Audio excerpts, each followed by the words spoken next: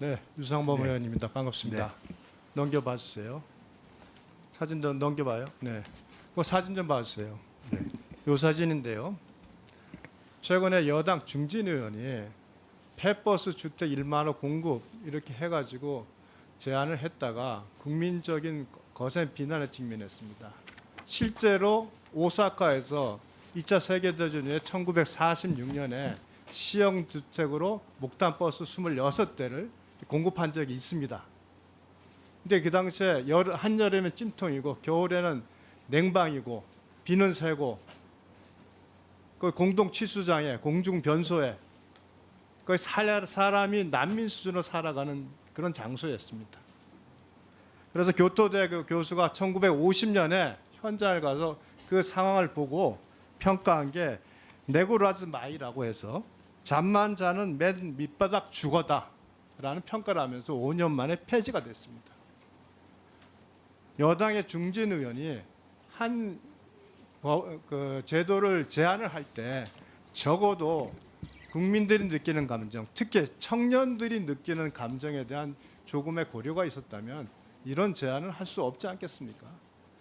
버스 전체 면적이 몇 평인지 아세요? 넓이가 20평방미터 정도 됩니다. 우리 최저 주거 기준이 얼마인지 아십니까, 장관님? 26평방미터입니다. 전용 부엌에 수세식 화장실, 목욕시설까지 요구하고 있습니다. 자, 우리가 정치권에서 이와 같이 어려운 상황에서 주거 불안으로 부동산 불안으로 고통받는 상황에서 국민들에게 염장을 지르는 이런 제안은 더 이상 있을 수는 없지 않겠습니까? 이건 검토할 가치도 없지 않는 제안이라고 생각을 합니다. 동의하시죠? 예. 네. 자, 한번 넘겨보세요. 이재명 대통령의 21대 대선 공약의 부동산 관련된 공약입니다. 이렇게 나왔습니다. 잘 나왔죠? 부동산 대출 규제 완화. 생애 최초 주택 구입자 LTV 최대 90% 인정. 지금 몇 프로 인정하는지 아세요? 70%입니다. 게다가 주택담보대출 6억 이하로 제한했죠. 고가주택은 2억으로 줄였죠. 그리고 30대가 빌릴 수 있는 돈이 그 연봉 한 4,100만 원을 계산으로 DSR을 40%를 적용하면 한 2억 7천만 원 정도 됩니다. 그건 다 합해서 5, 6억 빌리는 거예요. 이게 대출 규제 완화라든지 대출 강화 정책을 폈습니다. 이렇게 지금 1년여 지나서 이재명 대통령은 세금은 줄이고 공급은 신속 확대하겠다고 약속을 했습니다만 1년 동안 각종 규제를 하면서 부동산은 팔 수도 없게 만들었죠. 거래 허가 지역에다가 대출 규제했죠.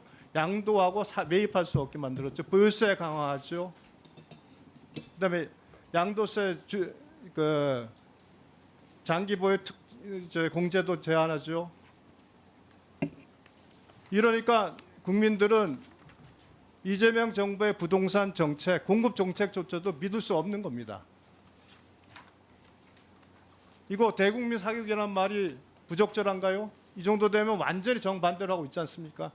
불과 1년 반도 안 된 상황에서 국민들에게 약속한 후보로서 약속한 내용인데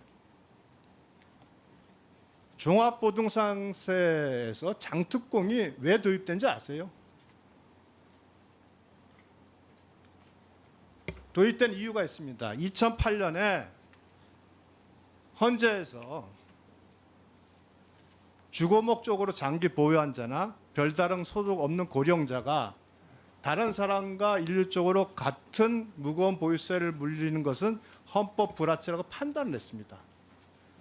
그래서 그때 들어온 것이 장특공 80% 도입입니다. 결국은 헌재에서마저 주거 안정을 위해서 이것을 제도를 도입해야 된다고 해서 인정하고 지금까지 국민들이 신뢰를 해왔는데 사법적 판단까지 받아서 지금 이 정부는 800만 원 줄이고 600만 원 줄이겠다는 거예요. 고령자들은 수십 년간 주택 하나 가지고 사는 고령자들의 입장에서 보면 이 사람들이 투기자입니까? 그리고 제도적으로 정해놓은 이런 것들을 어떻게 정부가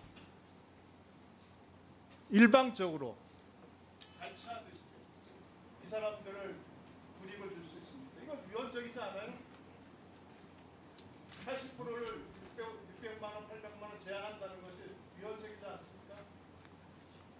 말씀해 보세요. 예, 그 장기보유 특별공제 이 문제에 대해서는 실제 어떤 처음에는 그렇게 시작했다고 하지만 실제 굉장히 부동산 가격이 많이 오른 그런 경우에 상당히 그 조세 정의 측면에서 상당히 심각한 그 문제가 발생했던 측면이 있기 때문에 이 문제는 바로잡을 필요가 있다고 저는 생각을 했습니다. 주택자가 장기 보유해서 수십 년간 보유해서 집값이 상승한 것이 그 사람의 책임입니까?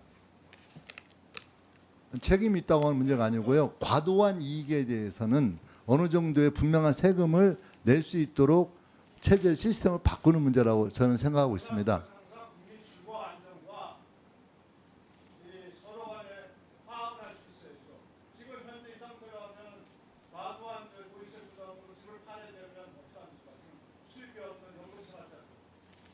그러니까 제가 생각할 때 의원님, 그건 어느 한 부분적인 예보다는 실제 몇십억씩 부동산 가격이 올라가지고 돈을 버는 경우에도 내는 세금이 근로자들이 내는 세금과 비교해 볼 때 완전히 차이가, 그 문제에 대해서는 아까 그런 문제의식을 담고 이 그 세금 개편을 한 것으로 저희는 알고 있기 때문에 의원님 말씀에 일부 공감은 되지만 전체적으로는 그런 점에서 조세 정의를 세운다는 측면에서 또 그 조세의 어떤 공정성을 세운다는 측면에서는 타당한 정책이라고 생각하고 있습니다.